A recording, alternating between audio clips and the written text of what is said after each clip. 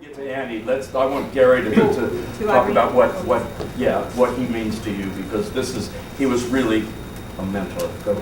Yes, I met Peter about 3 or 4 weeks after I returned from Vietnam, trying to get my life together, my career together, and there was Peter. I auditioned for the Broadway show Jimmy, and I got that, and it resurrected my life. He found out that I was in the Army, and he shared stories with me about his experiences. I went on from Jimmy to the Ed Sullivan Show, and I sit here and I say, what a wonderful thing to have in one's life to be called a Peter Gennaro dancer. And that has carried me throughout my entire career. I went to the Broadway shows with him. We did Look to the Lilies, and eventually did television specials with him, and we did the Milligan show together, Steve and Nancy. And then I replaced Steve and Annie to understudy the role of Rooster, Bob Fitch. And it was just a wonderful, wonderful journey. And to show you what he was all about, I was at the crossroads of my life, looking for a proper job, to go out to California and sell life insurance. That was an interesting experience right there. Peter took me to lunch at Radio City, where they have the tables in the springtime, just he and I. And he was getting ready to do Irene. And he said to me, what are you doing? What do you want to do? I said, well, my wife is pregnant and I'm gonna, I need a job. He said, you got a job, I'm gonna work, I'm doing Irene, you're right in it, you with me? Well, at the crossroads, I made ideally a mistake. I went out and sold life insurance, and that lasted about 5 minutes. And, goes to show you, never burn your bridges. I got a telephone call from Peter. He found out what was going on out there. And I came back and I wound up a swing dancer in Irene with Debbie and Penny. And it was just, a wonderful, his laughter, but his humanness and who he was. And I often wondered if in fact I hadn't met him when I did, where I would be. And then he turned around, last but not least, he was working at the neighborhood playhouse. And he got real busy, and he couldn't do that any longer. He said to me, Gary, he said, I'm teaching actors. Would you like to do that? And I had never really done that before, but he said, try it, go for it.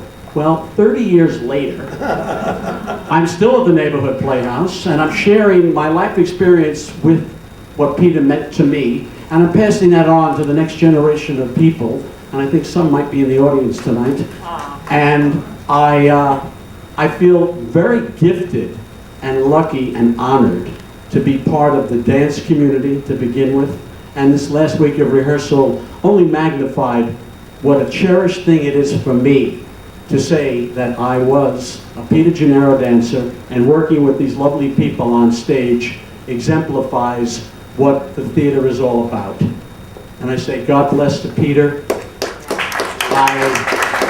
God bless to Jean and to Liza and to Michael, and I wouldn't be where I am today without my relationship with him.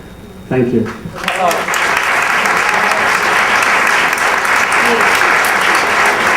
Gary assisted Peter at Radio City. What did the Rockettes think of him? They must have just... Well, I'll tell you what, the love of my life is in the audience right now. Sandy Lamena was dancing with Peter. The Rockettes loved him. It took maybe a little, and I assisted him at Radio City, and I used to have to go downstairs to the big room and go over the steps, and the girls were there, and Peter would give me a couple of steps to do. And he would say, go show them that, they'll get it. And I would go down there, and they would be all, eyes and ready to work and learn. They loved him. Could they do his work? Yes, they did his work. He altered it maybe a little bit, 37 at ease. And 15 and the other things, whatever, but it worked. They loved him. How could you not love Peter Gennaro? In whatever environment he was in, he brought love, laughter, commitment, honesty, and the end result was you couldn't wait to go there at 10 o'clock the next morning. That's what Leroy Reams was going to say. You were never late to a Peter Gennaro rehearsal because you wanted to be there so badly. Exactly. You'd walk in laughing and you'd leave laughing. That's exactly right. Tell a little bit about Lucky Lindy and the mess with the... Lucky Lindy, we're in Philadelphia. Nancy can attest to this, okay? They never really figured, Lucky Lindy, the girls came off stage, they had airplane wings. They stepped into the wings went out to the side, they had goggles and helmets, And they never really took the time to really, you know, work it out. Well, anyway, Lucky Lindy, the girls exit, they go to get into the airplane wings, and they turn to come on. They can't come on because the wings are too big. Okay? So, one wing is off to the side, one girl is over here like she just got hit in like World War II, God forbid, with the bullets flying, one goggle here. Nancy, I think Nancy Dalton was the only one that really made it, because she was out here and she's doing her thing, the wings are flying, but most of the girls, there are 8, 6 at least, were in the wings, 4 were on stage with one wing. Okay, that's a true story. Peter, the next day, I think we worked that out, didn't we? Yeah. Yeah, we did some. For a little while. It took a little while, but that was the Lucky Lindy on, you know, the way that took place in Philadelphia. Thank you. Nancy, Thank do you. remember anything about it? Oh, yes. We had these great costumes, and Peter, really, his imagination was just wonderful.